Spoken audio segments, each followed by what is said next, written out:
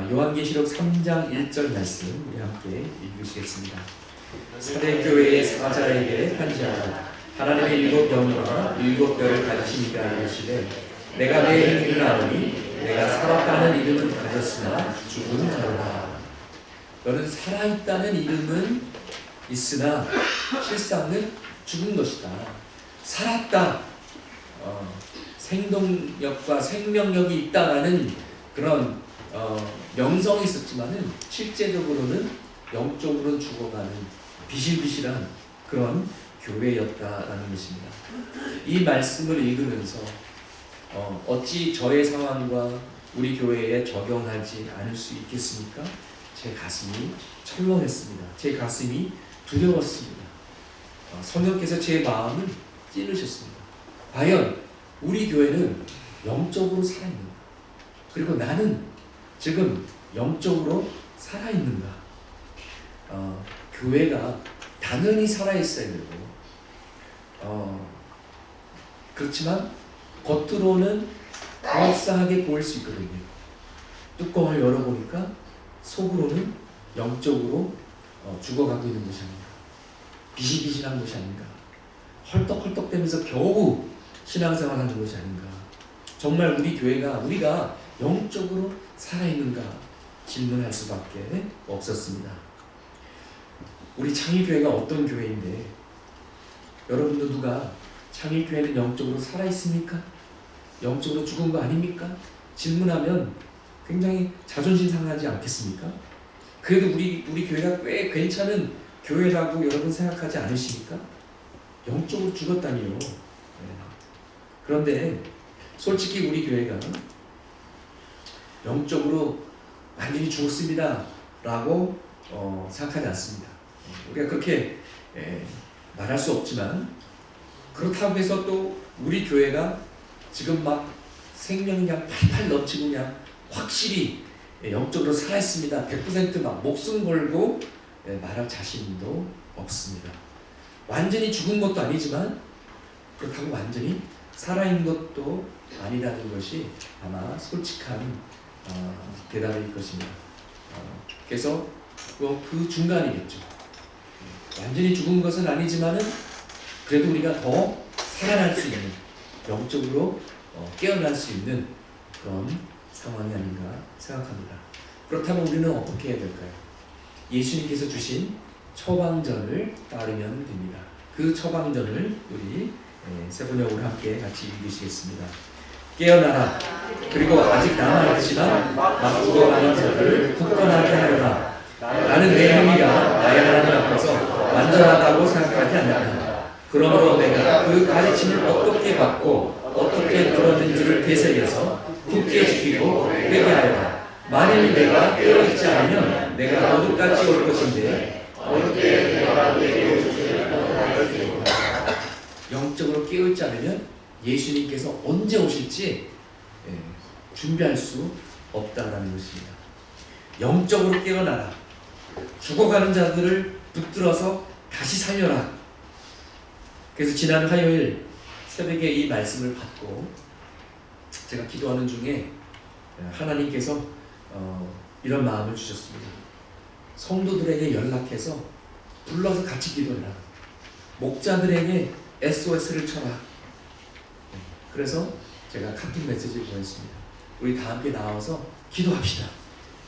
그랬더니 감사하게도 이 메시지를 받고 수요일 새벽에 정말 많은 분들이 나와 주셨습니다. 그리고 목요일, 금요일 계속 이어서 나오셨습니다. 얼마나 감사했는지, 얼마나 저에게 큰 힘이 되었는지 모릅니다.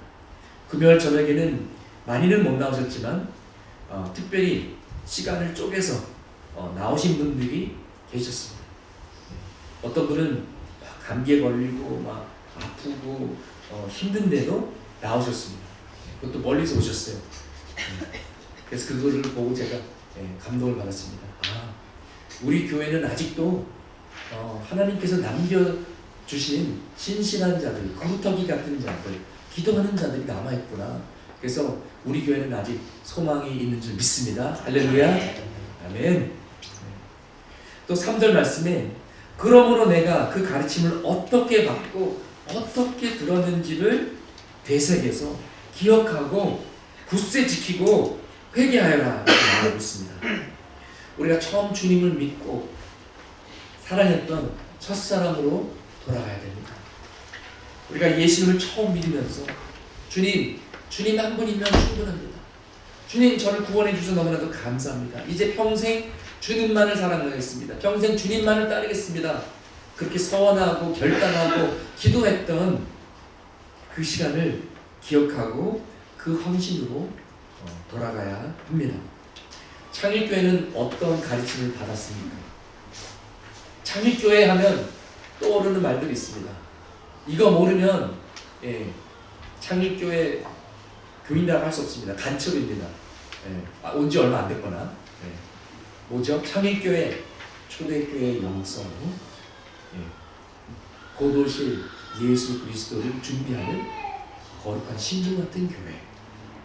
좀 말귀는 좀 다르더라도 초대교회의 영성, 다시 오실 주님, 신부 같은 교회, 거룩한 교회, 이런 키워드들이 들어가는 것입니다. 다시 우리가 그 말씀을 붙잡아야 됩니다. 그 가르침을 우리가 기억해야만 되는 것입니다. 근데 이것을 한마디로 요약하자면 그것이 바로 제자의 삶입니다. 그것이 예수님께서 가르쳐 주신 제자의 길입니다. 제자도입니다. 여러분 성경에는요 제자라는 단어가 269번 나옵니다. 그리스도인이라는 단어는 딱 3번 등장합니다. 제자라는 말은 예수님께서 우리를 부르신 말이에요. 예수님께서 붙여진 이름이에요. 그리스도인이라는 말은 세상이 붙여진 이름이에요. 안디옥 교회에서 정말 예수밖에 모르고 맨날 예수 그러니까 저것들 예수쟁이들, 그래서 그리스도밖에 모르는 그리스도인, 그 이름이 붙은 거예요. 그런데 예수님은 우리를 그리스도인이라고 부르시지 않으셨습니다. 제자라고 부르셨습니다. 나를 따르는 자. 이게 뭡니까? 왜 안디옥 교회 교인들을 예수쟁이라고 불렀을까요? 왜 크리스천이라고 불렀을까요? 세상도 아는 거예요. 우리가 예수님을 제대로 믿고 있는지 아닌지 세상도 아는 거예요. 한국 사회는 알아요. 우리 교회가 잘하고 있는지, 제대로 예수님 따르고 있는지, 그리스도인답게 하나님 믿지 않는 사람들도 보고 관찰하고 판단한단 말입니다.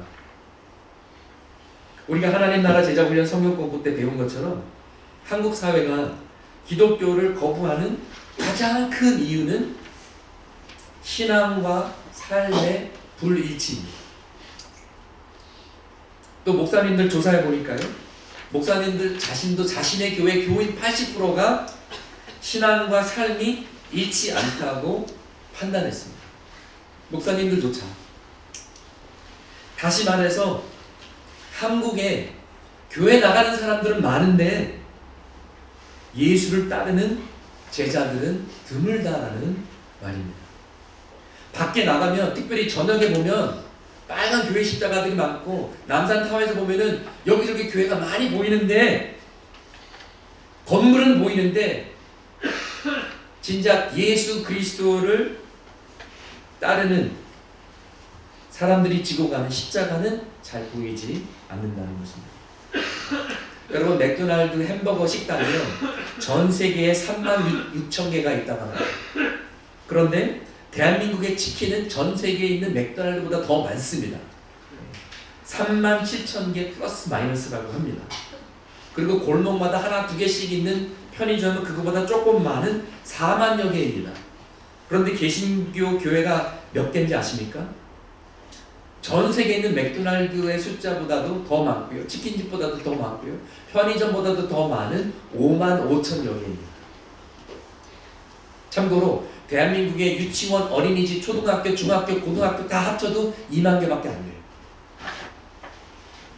그런데 대한민국에 과연 교회는 어디 있느냐 말입니까? 5만 5천여 개가 되는 그 교회들 다 어디 갔냐라는 것입니까? 그 교회들이 과연 살아있느냐, 선한 영향력을 행사하느냐. 여러분, 바닷물의 소금은요 3%밖에 되지 않습니다. 그런데 3%가 유지되면 바닷물이 썩지 않고 생명이 유지가 된다고 합니다. 3%만 있으면 썩지 않는데요. 그런데 대한민국 인구가 한 5천만 명이 넘습니다. 그리고 개신교 교인이 대략 한 1,000만 명으로 통계가 잡힙니다. 한 20% 정도입니다. 만약에 대한민국 사회가 썩었다면 그것은 그리스도인들이 소금의 역할을 하지 못했기 때문입니다. 우리가 실패했기 때문인 것입니다. 그리고 우리가 소금의 역할을 못했다면 그 이유는 우리가 참된 제자가 되지 못했기 때문입니다. 오늘 본문 26절 말씀에 자기 식구와 자기 목숨까지 미워하지 않으면 예수님의 제자가 될 수 없다고 말씀하셨습니다. 27절 말씀에 자기 십자가를 지고 예수님을 따르지 않으면 예수님의 제자가 될 수 없다고 말씀하셨습니다. 또 33절에 자신의 소유와 자신의 모든 것을 포기할 수 없으면 예수님의 제자가 될 수 없다고 하셨습니다. 예수님의 제자가 되지 못하면 그냥 종교인입니다. 그냥 매너리즘에 빠진 교회 다니는 사람입니다. 짠맛을 상실한 소금입니다. 34절에서 35절 우리 같이 읽으시겠습니다. 소금이 좋은 것이나 소금도 만일 그 맛을 잃으면 무엇으로 짜게 하리요. 땅에도 거름에도 쓸데없어 내버리입니다. 들을 귀가 있는 자는 들을지어다 하십니다. 여기에 계신 분들 중에서 귀가 없으신 분 계십니까? 근데 왜 귀가 있는 자들은 들으라고 말씀하셨을까요? 굉장히 중요하기 때문에 이렇게 강조하신 것입니다. 우리가 하나님을 믿는다고 하면서 세상에 양다리 걸치고 있으면 우리는 아무 쓸모가 없는 존재가 되어버립니다. 세상과 타협하면 아무 쓸모가 없는 것입니다. 교회에도 쓸모가 없고 세상에서도 쓸모가 없습니다. 소금같이 생겼지만, 하얗게 생겼지만 짠맛이 나지 않는다면 그거 어디다 쓰겠습니까? 비료로도 쓸 수도 없고, 아무런 그런 쓸모가 없는 것이죠. 이것이 사백교회처럼 살아있다는 명성은 있지만 실제로는 죽은 교회, 선한 영향력, 거룩한 영향력을 모두 상실한 교회, 껍데기만 남은 교회의 모습인 것입니다. 오늘 본문 25절 말씀을 보면 수많은 무리가 나옵니다. 이 수많은 무리들은 무엇입니까? 예수님께서 이 무리들 가운데서 가르치셨습니다. 병든 자들을 고치셨습니다. 문둥병자들을 고치시고 귀신 들린 자들에게서부터 귀신을 쫓아주셨습니다. 그리고 기적을 베푸셨고 오병이어의 그런 역사를 일으키셨습니다. 5,000명을 먹이셨고 또 다른 때는 4,000명을 먹이기도 하셨습니다. 이들 가운데는 예수님을 메시아로 믿었기 때문에 다른 자들도 있었겠지만 예수님의 기적을 보기 위해서 또 예수님께서 제공하는 공짜 의료 혜택과 공짜 식사 제공 때문에 따르는 자들도 많이 있었을 것입니다. 그들이 하나님을 안 믿은 것은 아니었지만 그들의 신앙은 소비자 영성이었습니다. 자신의 만족을 위해 따른 것이었습니다. 자기가 뭔가를 혜택을 누릴 수 있기 때문에 따랐던 것입니다. 나의 욕구를 채워주세요. 나의 기도를 들어주세요. 나를 고쳐주세요. 나를 위로해주세요. 그러면 따르겠습니다. 교회 와서도 종종 그런 사람들을 만납니다. 나를 인정해주세요. 내가 섬기면 박수 쳐주세요. 나를 장로시켜주세요. 여러분, 직분은 섬김의 자리입니다. 감투가 아닙니다. 종의 자리입니다. 여러분, 코스코 양파 거지라고 아십니까? 인터넷 검색하면 사진도 나와요. 코스코 양파 거지. 이게 뭐냐면요, 코스코에 이제 나가면서 이게 푸드코트가 있지 않습니까? 그러면 뭐 피자 팔고 핫도그 파는데요. 핫도그 사 먹는 사람들을 위해서 양파를 썬 것을 위에다가 케첩하고 이렇게 뿌려 먹으라고 밖에다 기계를 놨는데요. 핫도그 사지 않은 사람들이 거기에 가가지고 한 접시 두 접시씩 받아서 가지고 가는 거예요. 어떤 사람은 아예 대놓고 비닐봉지를 와서 받아가고요. 어떤 사람은 그 락앤락 가지고 와가지고 싸가지고 가서 냉장고에 보관했다가 볶음밥 할 때 그 잘게 썰은 그 양파 볶음밥 할 때 쓰고 된장찌개 할 때 넣어서 쓰고 그래서 결국 최근에 코스코에서 이 양파 기계 그 밖에다 이걸 폐지했어요. 감당이 안 돼서 계속 뭐 양파 썰어서 계속 가지고 가니까 참 한국 사람들 공짜 되게 좋아해요, 그렇죠? 그런데 예수님을 따랐던 이 25절에 나오는 수많은 무리들이 그랬다라는 것이죠. 국민보험 필요 없어요. 의료보험 필요 없어요. 예수님을 통해서 공짜로 의료 혜택을 받을 수가 있어요. 공짜로 빵도 먹고 생선도 먹고. 우리는 이것을 기복신앙이라고 말합니다. 예수님께서 그들에게 도전하셨습니다. 너희들은 정말 나를 따르는 제자들이냐? 아니면 거지냐? 공짜를 좋아하는 거지냐? 이기적이고 자기중심적인 소비자 영성이 아닌 십자가의 영성을 가르치십니다. 그리고 아주 강한 표현을 하십니다. 아주 센 말을 하세요. 아빠와 엄마와 남편과 아내, 형제, 자매를 미워하지 않으면 내 제자가 되지 못한다. 우리 마태복음 5장 29절 거기도 센 표현이 나오는데 한번 같이 읽어보겠습니다. 내 오른 눈이 너로 하여금 죄를 짓게 하거든 뺏어내버려 신체 한 부분을 잃는 것이 온몸이 지옥에 던져지는 것보다 더 낫다. 눈이 죄 지면 뽑아서 버려라. 두 눈 가지고 지옥 가는 것보다 애꾼으로 축복하는 게 훨씬 더 낫다. 여러분, 이 말씀을 문자 그대로 해석하고 적용하면 교회는 장애인들도 많을 것이고 장애인들도 많을 것입니다. 진짜로 막 눈을 뽑고 도둑질하는 막 손 자르라는 그런 말이 아닙니다, 여러분. 그러나 그만큼 죄를 심각하게 여기고 죄 때문에 통곡하면서 회개하라는 것이죠. 그만큼 죄를 미워해야만 죄를 극복할 수 있다는 것입니다. 여러분, 솔직히 우리가 왜 죄를 짓는지 아십니까? 우리가 하고 싶어서, 우리가 죄를 사랑하기 때문에 죄를 짓습니다. 죄를 미워해야 죄를 이길 수 있지. 죄를 사랑하는데 그냥 내 마음 가는 대로 가고 그냥 내가 그냥 욱 해가지고 그냥 신경질 안 되게 그냥 화풀이하고 주먹이 나가고 그러면 어떻게 죄를 극복할 수 있습니까? 어떻게 우리가 거룩한 삶을 살 수 있습니까? 불가능한 것이죠. 너무나 영적인 장님이고 너무나 영적인 귀머거리가 되어서 지금 지옥의 불에 던져질 위험에 처했는데도 느긋한 거예요. 나는 아직도 시간이 많아. 설마 사랑의 하나님이 나를 지옥에 보내시겠어? 그래서 이런 사람들에게는 이렇게 센 경고가 필요했던 것입니다. 차라리 눈을 뽑아버려요. 손을 잘라버려라. 예배하다가 누구랑 싸운 것이 생각나면 설교 시간에 그냥 도중에 뛰쳐나가서 택시 타고 그 사람 찾아가서 그 사람과 화해해라.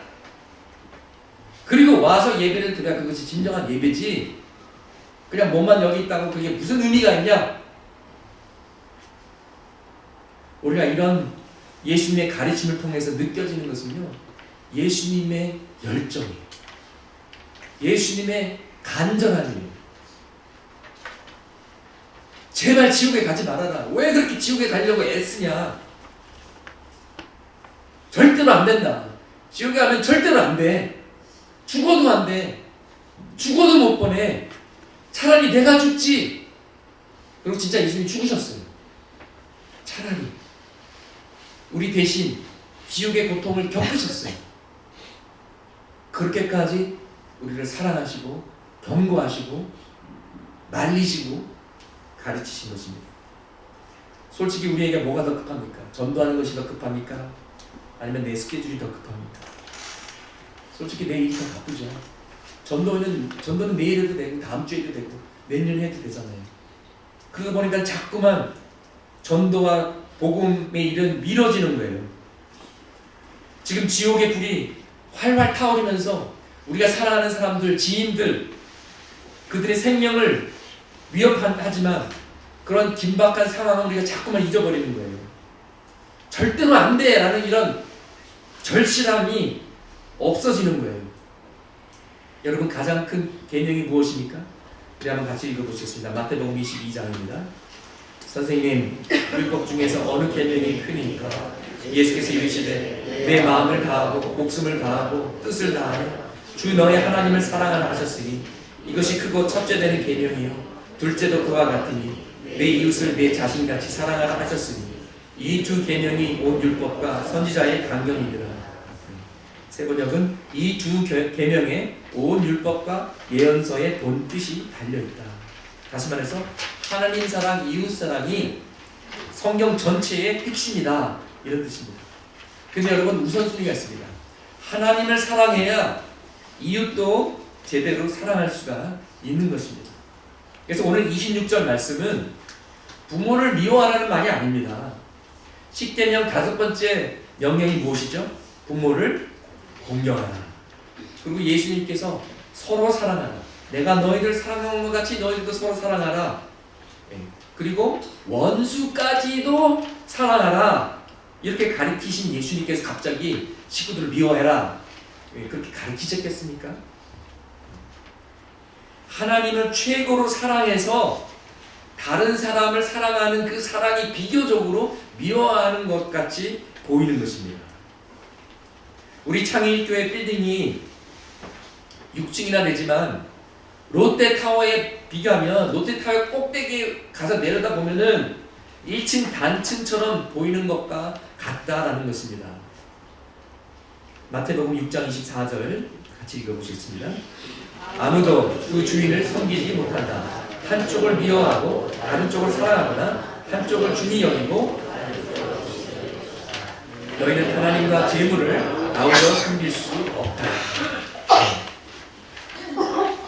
우리가 소중히 여기는 것들, 우리가 사랑하는 것들이 1층, 2층, 3층짜리 건물이라면 하나님에 대한 사랑, 하나님을 향한 헌신은 모든 것을 뛰어넘고 초월하는 마치 롯데타워 같은 불타는 사랑이 되어야 한다는 말입니다. 그것이 제자의 기율인 것입니다. 여기에는 자기의 목숨까지도 포함되어 있습니다. 미워한다라는 말은 예수님을 따르기 위해서는 자신의 생명과 안전이 위험해지는 상황도 마다하지 않는다라는 뜻입니다. 그래서 아무리 이슬람 국가가 위험해도 그곳에 선교를 가야 되는 것입니다. 중국과 북한 국경 사이에서 탈북자 구출하는 사역도 굉장히 위험합니다. 잡혀갈 수 있습니다. 그래도 그 일은 누군가가 해야 되는 것입니다. 터키에서 시리아 난민을 돕던 한 한국 선교사가 최근에 순교했습니다. 참 위험한 일입니다. 그래도 위험해도 그 사역은 이어져야만 되는 것입니다. 터키에서 몇 년 전 독일 선교사 한 분이 순교하셨습니다. 자기가 3년 동안 길렀던 제자 3명에게 살인당했습니다. 알고 보니까 그들은 강경파 모슬렘이었는데 3년 동안 속인 거예요. 그래서 3년 동안 친교하고 3년 동안 제자 훈련 시켜주고 근데 결국 배신을 때린 것이죠. 그 산으로 끌고 가서 아직 살아있는 상황에서 내장을 꺼내가지고 가위를 잘근잘근 이렇게 자르면서 그 고문하면서 고통스럽게 죽는 모습을 비디오 동영상으로 찍어가지고 누구든지 예수 그리스도의 복음을 가지고 우리 땅에 오면 이렇게 만들 것이다 경고하기 위해서 그렇게 했다고 합니다. 이렇게 위험한 상황 속에서 이제 남은 독일 선교사 아내와 어린 두 딸이 있었는데 이제는 고향으로 독일로 돌아가세요 라고 권면을 했습니다. 그때 그 여자 선교사님은 이렇게 말하셨습니다. 우리는 이 땅에 살려고 온 것이 아닙니다. 우리는 이곳에서 죽으려고 온 것입니다. 이것이 예수님이 가르치신 제자도입니다.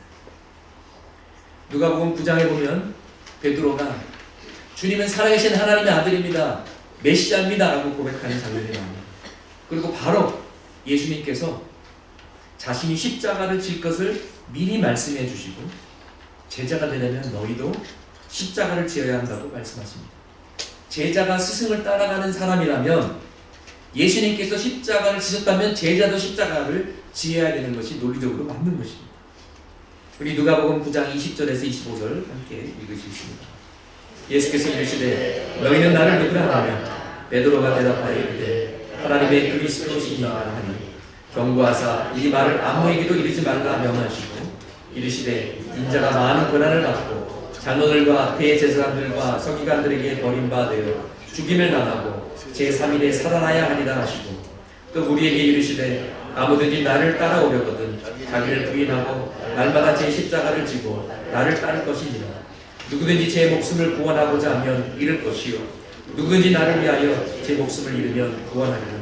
사람이 만일 온 천하를 얻고도 자기를 잃든지 빼앗기든지 하면 무엇이 유익하리요. 십자가는 하나님의 구원을 이루기 위해 우리가 치러야 할 대가입니다.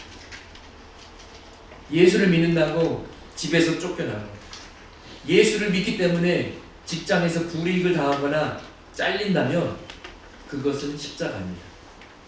예수님께 순종하기 위해서 내가 매일 나의 죄성을 십자가에 못 박고 나의 죄가 나를 다스리지 못하게 한다면 그것이 십자가입니다. 미국에서 이민 온 한인들을 봅니다. 근데 그들 가운데 델리 샌드위치 샵을 하는 분들이 많았어요. 우리 성도님들 가운데 왜 이 직업을 선택하셨습니까? 물어보니까요. 다른 비즈니스를 하면 주일날 가게를 오픈해야 되는 데가 많대요.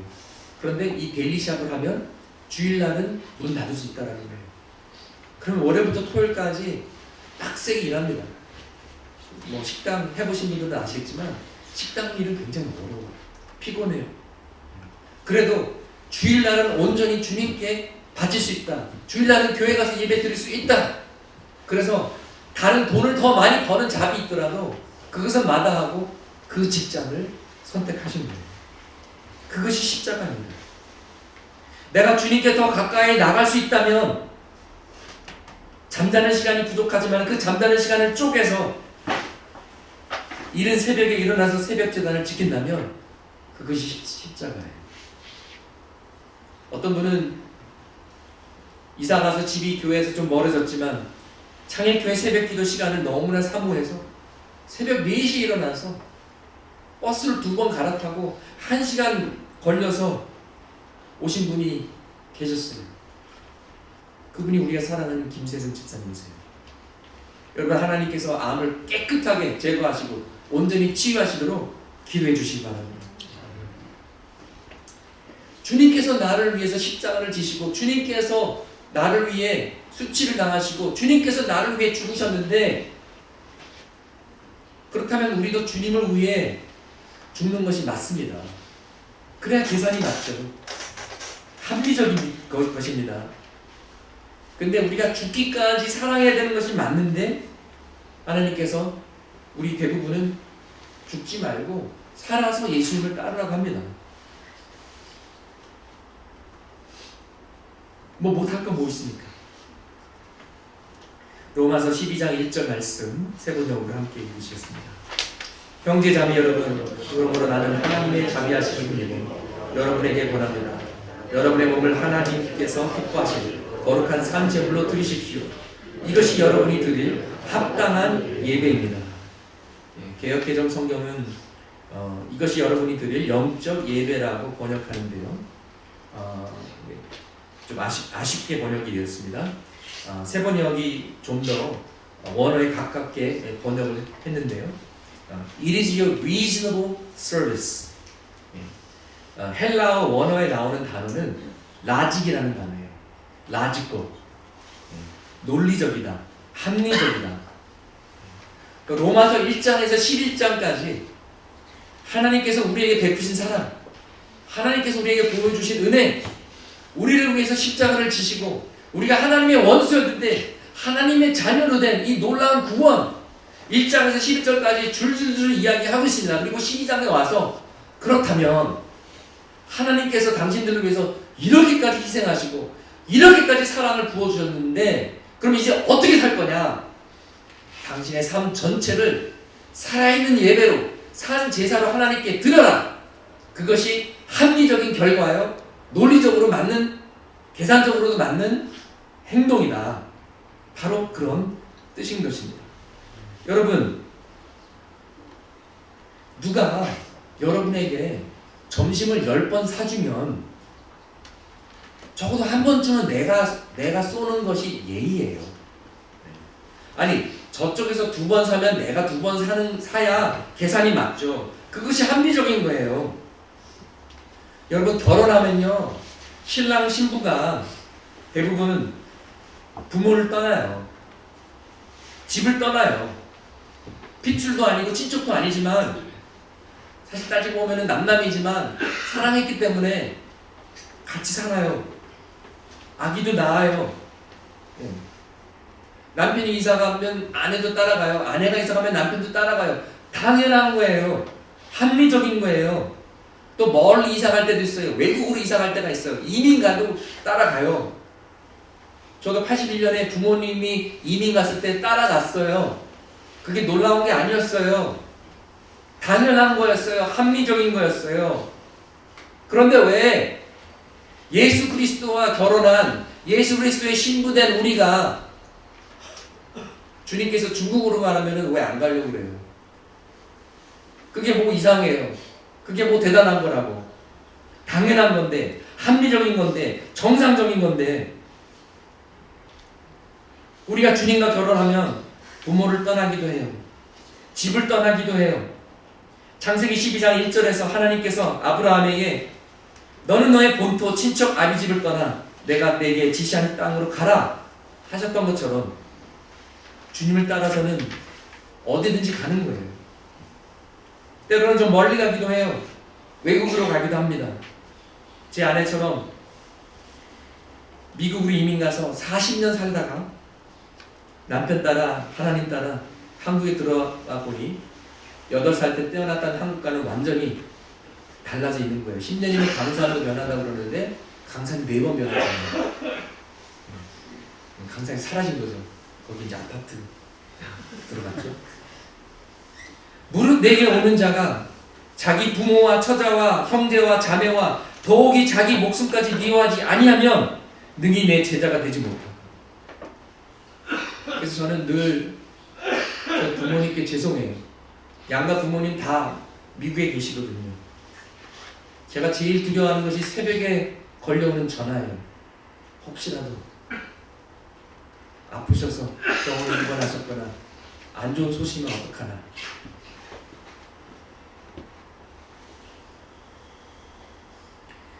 얼마 전 하나님 나라 제자훈련 이 성경책을 쓰신 이정필 목사님께서 쓰신 글을 페이스북에서 읽게 되었는데 여러분과 나누겠습니다. 이정필 목사님 아버님도 목사님이셨어요. 아버지께서 암으로 입원하신 후 아버지 교회를 돌아보았다. 창고의 한쪽 구석에서 직접 파다가만 교회 간판을 발견했다. 너무나 많은 것들이 느껴져 그걸 붙잡고 가슴으로 울었다. 아버지 목회의 수많은 장면들이 떠올라 눈물이 났다. 주님께서 부르시는 곳이라면 무작정 달려가 천막 치고 여름 무더위, 겨울의 추위를 그대로 몸으로 받아내셨다. 세인들처럼 자녀들 먹을 것이니 학군이니 대학 진학이니 다 뒤로하고 부르심이 있으면 어디든지 가오리다 하셨다. 성도들은 목사님의 지식이나 교회 건물이 아니라 희생적인 삶에 모여들었고 거기서 주님을 만나게 됐다. 주님을 바라보며 헌신하는 목사님들을 주님이 돌보시고 나도 그 돌보심의 은혜로 지독한 가난에도 찌들지 않았다. 요즘은 전도사님들이 열정페이 받느니 알바를 한다고 한다. 복지에 대해서 불만을 토로하는 목사들이 많다고 한다. 다 맞는 소리다. 구구절절 옳다. 나쁜 담임 목사도 많이 있다. 나도 나쁜 담임 중 한 사람으로 분류될 것이라 죄송하다. 하지만 목회자들은 초월적 질서를 믿는 사람들이다. 시스템과 환경을 넘어 하나님의 개입을 믿는 사람들이다. 감동적인 리더십은 비신자들과의 차이에서 발생한다. 신자는 공적 이성으로 판단, 행동하는 이들과 달라야 한다. 먼저 하나님 나라를 위하여 삶을 던지는 이들에게 주님께서 이 모든 것으로 갚으신다고 확실히 믿는다. 스펙에 의존하는 목회자들이 꼭 알아야 할 것이 있다. 박사를 높여주는 시대 끝났다. 스카이 학벌도 흔해 빠졌다. 목사의 진정한 스펙은 주님 나라를 위한 결단이다. 주님 나라 위에 말도 안 되는 결정과 헌신을 한 경험이다. 모세와 여호수아의 지도력은 그런 결단과 용기에서 왔다. 영광스러운 곳으로, 돈 되는 곳으로, 보장되는 곳으로 간다면 누가 그러한 목사들을 영적 지도자여 멘토로 따르겠는가? 눈치 보는 관리자형 종교인이 될 수밖에 없을 것이다. 사명 위에 안정된 전인 자리를 포기한 목사님을 만났다. 학벌도 일천하고 돈도 없는 바보지만 주목하게 되었다. 부르심을 위해, 주님 나라 위에 소중한 것을 포기한 스펙은 돈 내고 공부한다고 얻을 수 없는 것이기 때문이다. 역사적인 모든 변화는 새로운 세대들로부터 일어났다. 주와 복음을 위한 희생의 흔적, 킹덤 스펙을 가지고 있는가? 하나님 나라의 스펙을 소유하길 바라며.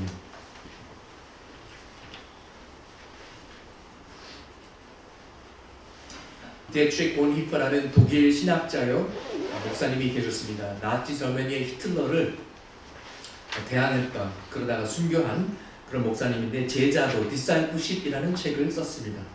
거기에서 진정한 복음이 무엇이며 진정한 제자도가 무엇인가, 우리가 왜 싸움의 은혜를 피해야 되는가에 대해서 말씀하고 계시는데 좀 길지만 너무나도 중요한 내용이기 때문에 여러분에게 읽어드리기를 원합니다. 값싼 은혜, 싸구려 은혜는 오늘날 교회를 망하게 하는 최고의 적이다. 우리는 값진 은혜를 위해 싸워야 한다. 값싼 은혜는 어떤 상품을 실제 값보다 싸게 팔아버리는 것과 같다. 정당한 값을 치르지 않는 것이다. 구원과 죄의 용서, 거룩한 성만찬과 침례, 그리고 믿음의 위로가 싸구려 값에 팔리는 것이다. 눈물 어린 회개도 없이, 아무런 헌신이나 희생도 없이 하나님의 축복을 무한 리필로 헤프게 퍼주는 것이다. 값싼 은혜는 매겨진 값도 없고 희생의 값을 치를 필요도 없다. 싸구려 은혜는 기독교 인정으로 사랑의 하나님을 인정하는 것만으로도 자신의 죄가 이미 용서되었다는 것이다. 은혜를 이렇게 가르치는 교회는 죄의 문제를 쉽게 덮고 넘어가길 원하는 자들에게 편리한 도구를 제공한다. 그들은 더 이상 죄를 부끄러워하거나 숨기려 하지 않는다. 죄의 심판에 대한 두려움도 없고 가슴을 치며 통곡하는 이도 없다.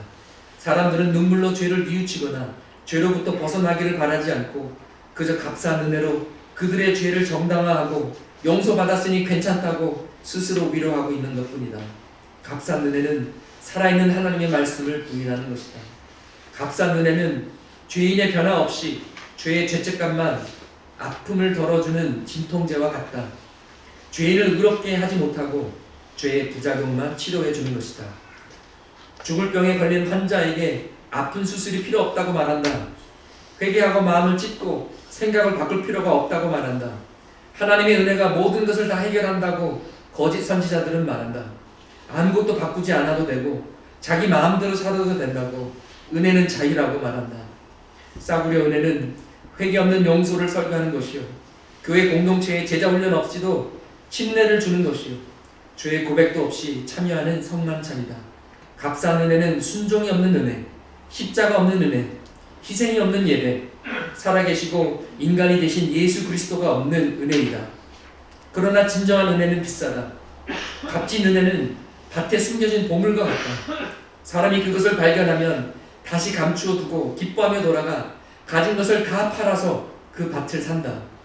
또 값진 은혜는 아름다운 진주와도 같다. 장사꾼은 아주 값진 진주 하나를 발견하고 가서 가진 것을 모두 팔아 그 진주를 산다. 값진 은혜란 그리스도께서 왕으로 나를 다스리는 것이다. 만약 나의 눈이 나를 실족하게 한다면 그 눈을 서슴없이 뽑아서 버릴 가치가 있는 것이다. 예수님께서 어부들을 제자로 부르셨을 때 그들은 서슴지 않고 그물을 버리고 주님을 따랐듯이 우리도 주님을 따라야 한다. 값진 은혜는 우리가 끊임없이 찾아야 할 복음이요 지속적으로 구해야 할 선물이다. 그 문 앞에 서서 문이 열릴 때까지 두드려야만 한다. 값진 은혜는 결코 싸구려가 아니다.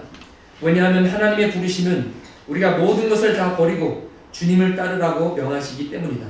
값진 은혜는 비싸다. 왜냐하면 우리의 생명을 요구하기 때문이다. 그러나 진정한 은혜이다. 우리에게 진정한 생명을 주기 때문이다. 죄를 정죄하기 때문에 값진 것이요 우리를 의롭게 하기 때문에 은혜다. 무엇보다도 하나님 아버지께서 자신의 아들을 희생하셨기에 값진 은혜다. 여러분은 하나님께서 값을 치르고 사들인 사람입니다. 하나님께서 치르신 값은 절대 싸지 않다. 값진 은혜는 바로 하나님의 아들이 하나님의 본체시나 우리를 구원하시기 위해 자신을 비워 종의 형체를 가지사 십자가에 죽기까지 순종하신 것이다. 누구든지 나를 따라오려거든 자기를 부인하고 날마다 제 십자가를 지고 나를 따를 것이니라. 예수 그리스도께서 우리를 부르실 때 와서 죽으라고 하신다. When Christ calls a man, he bids him come and die. 이것이 값진 은혜인 것이다. 여러분, 오늘부터 강림절입니다. 에드벤트 시작입니다. 크리스마스의 주인공은 예수님입니다. 생일의 주인공이신 예수님에게 어떤 선물을 드리시겠습니까? 예수님이 원하시는 것은 돈이 아닙니다. 물건이 아닙니다. 예수님이 바라는 것은 여러분의 사랑입니다. 여러분의 헌신입니다. 여러분의 마음입니다. Come and follow me. 와서 나의 제자가 되라. 그것에 순종하는 것입니다. 자, 건강을 위해서 하루에 10,000보를 걷는 것이 저의 목표입니다. 건강을 챙기기 위해서 열심히 노력하는데요. 10,000보씩 못 걸어도 최선을 다해서 걸으려고 합니다. 어제도 산책하면서 걸었는데요. 어저께 저녁에 추웠어요. 근데 할아버지 할머니가 코트 입으시고 두 분이서 손을 잡고 걸어가는 모습을 보았습니다. 참 보기 좋더라고요. 굉장히 부러웠습니다. 이런 생각이 들었습니다. 나도 와이프가 있기는 있는데 있으면 뭐합니까? 그림에 떠들죠. 자주 보지도 못하고 지금 3주째 집에 못 가고 있습니다. 저는 쉬는 날이 하루도 없습니다. 내일도 신학교 수업 시간까지 5페이지 논평을 써야 돼요. 아마도 오늘 밤새겠죠. 이제는 암사시장에 가면 어느 가게에서 뭘 파는지 다 외웠어요. 제가 사는 곳 사람들은 주로 젊은 친구들입니다. 근데 벽이 얇아서 옆에서 전화가 진동으로 울려도 제 전화기를 보게 돼요. 제 전화가 울리는 줄 알고. 바로 옆집 아가씨가 언제 출퇴근하는지 다 알아요. 주말이면 오빠가 와서 있다가 갑니다. 어떨 땐 자고 가요.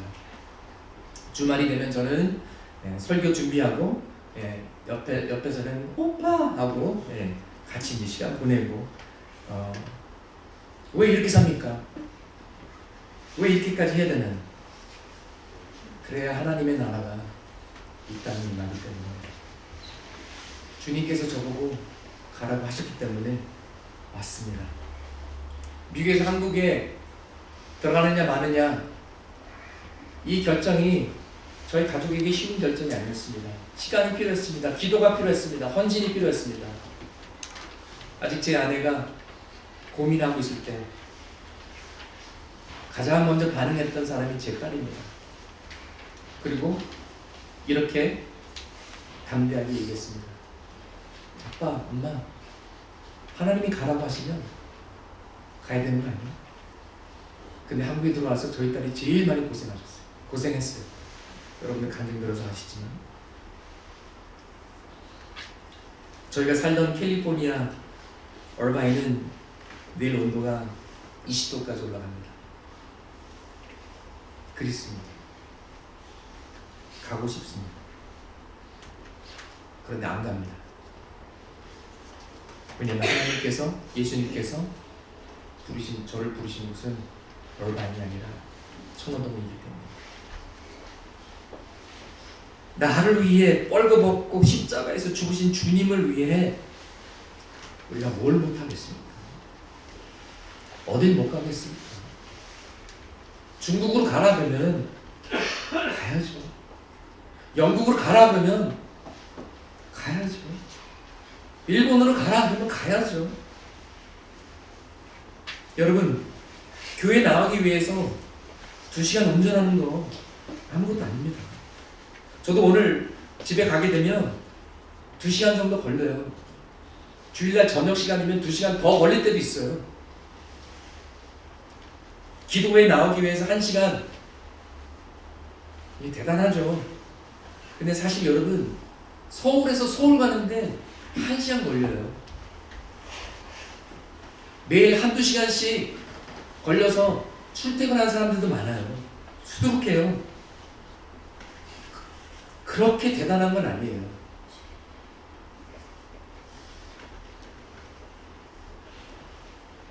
지옥의 불에 떨어지는 영혼들을 구출하기 위해서, 죽어가는 영혼들을 살리자는데 여러분 좀 도와주세요. 여러분 좀 열심 좀 내주세요. 교회가 교회되게, 우리가 코스코 양파 거지같이 공짜가 좋아서 주님을 따르는 것이 아니라 정말 진정한 제자가 돼서 예수 그리스도를 따르는 그런 교회가 되기 위해 우리 함께 기도하기 원합니다. 여러분 바쁘세요? 다 바빠요. 지금 바빠서 못하세요? 그럼 평생 못할 것입니다. 바빠도 해야 돼요. 힘들어도 해야 돼요. 그것이 제자의 길입니다.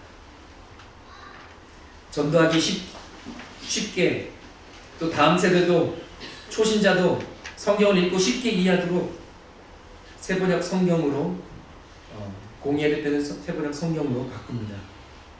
협조해 주세요. 개역개정 성경 선호하시면 읽지 말라라는 얘기가 아니에요. 집에서 열심히 읽으세요. 그렇지만 여러 가지 버전으로 읽으세요. 그래야 하나님의 말씀을 더 잘 이해할 수 있지 않습니까? 그러나 공식 예배 때는 세번역 성경을 쓰겠습니다.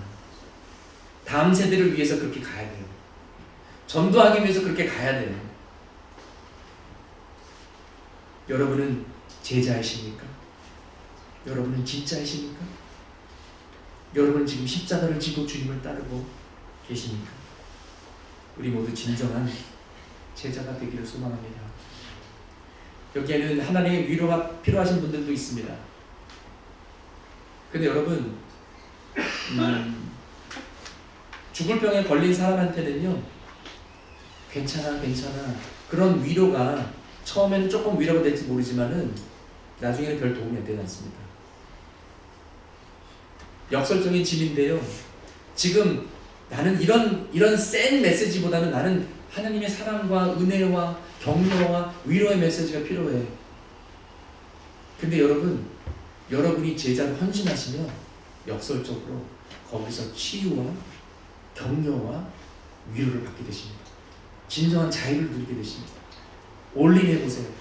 그러면 하나님의 사랑이 여러분의 가슴과 삶을 충분하게 해서 여러분이 두려운 것이 없고, 여러분이 외롭지 않을 것이고, 여러분이 겁나는 것이 없을 것입니다. 제자의 길, 십자가를 지고 하는 건 맞습니다. 그러나 가장 기쁜 길입니다.